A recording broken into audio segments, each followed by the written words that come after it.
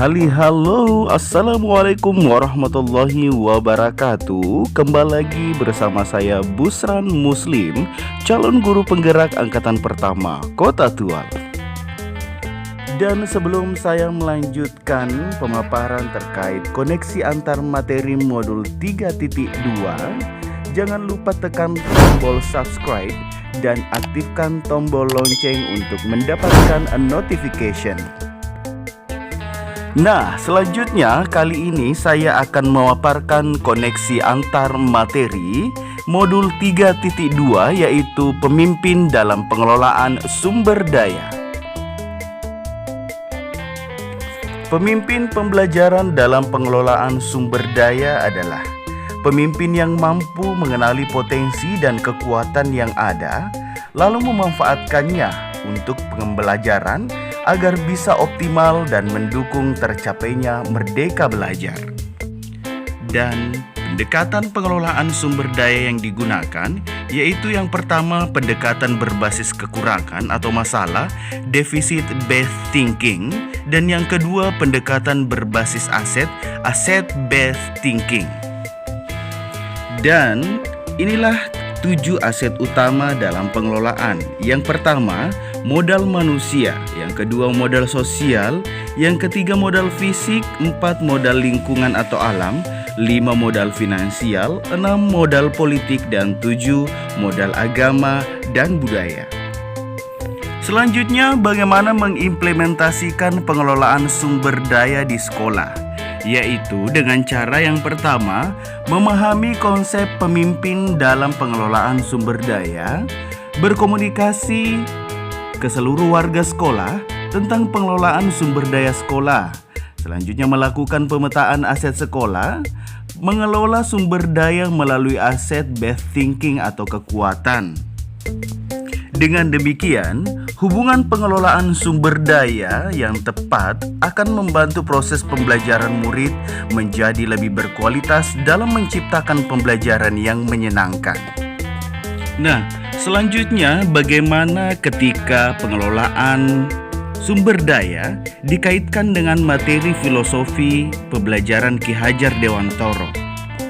Sehubungan dengan pemikiran Ki Hajar Dewantoro bahwa pendidikan adalah sebuah proses menuntun segala kodrat yang ada pada anak dengan segala potensi yang dimilikinya agar mereka dapat mencapai keselamatan dan kebahagiaan yang setinggi-tingginya baik sebagai manusia maupun sebagai anggota masyarakat. Maka, sebagai pemimpin pembelajaran dalam pengelolaan sumber daya sekolah, seharusnya dan semestinya memanfaatkan dan mengelola seluruh kodrat alam dan kodrat zaman yang ada sebagai sebuah kekuatan atau aset. Dan selanjutnya ketika dikaitkan dengan materi budaya positif. Untuk mewujudkan budaya positif kaitannya dengan pengelolaan sumber daya yang dimiliki, maka perlu diperhatikan hal-hal penting dalam membangun budaya positif, yaitu tujuan membangun budaya positif adalah membentuk karakter dan hal-hal baik serta positif yang dimiliki anak. Menerapkan budaya disiplin agar mereka memahami perilaku mereka sendiri, berani mengambil inovasi sendiri, bertanggung jawab atas pilihan mereka dan menghargai diri mereka sendiri.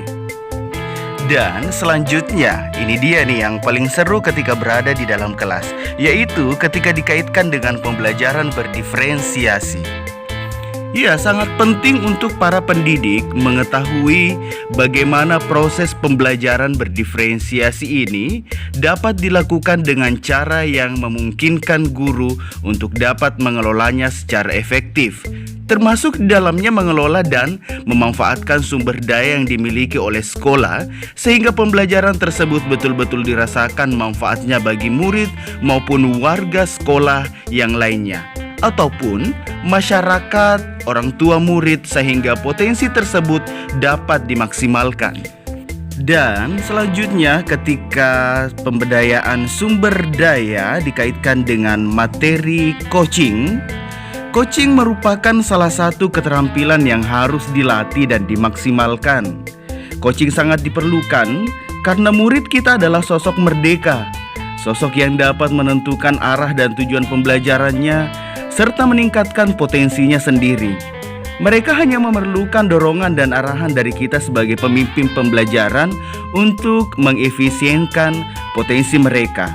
Tentunya, ini bukan hal yang mudah, karena sebagai pemimpin pembelajaran, terkadang kita tergoda untuk berupaya membantu permasalahan murid secara langsung dengan memberikan solusi dan nasihat.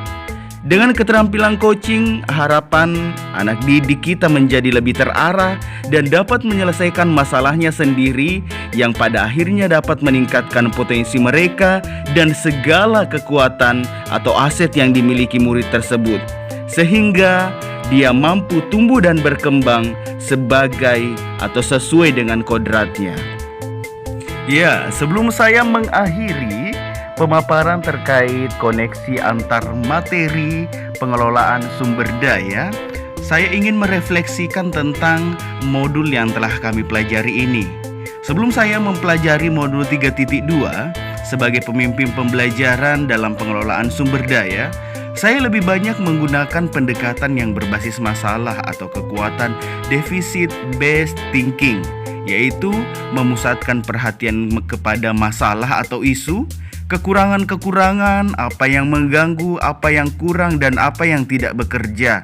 Walaupun sebenarnya terkadang saya selama ini belum memaksimalkan dalam mengelola sumber daya yang dimiliki oleh sekolah dengan pendekatan pengembangan yang berbasis aset dan kekuatan, akan tetapi sebagian besar sudah ada yang berbasis aset, tetapi kemungkinan belum terlaksana sesuai yang diharapkan.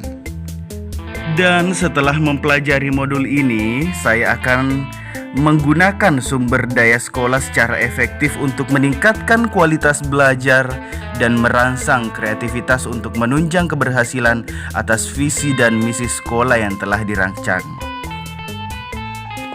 Ya, demikianlah pemaparan koneksi antar materi tentang pemimpin pembelajaran dalam pengelolaan sumber daya.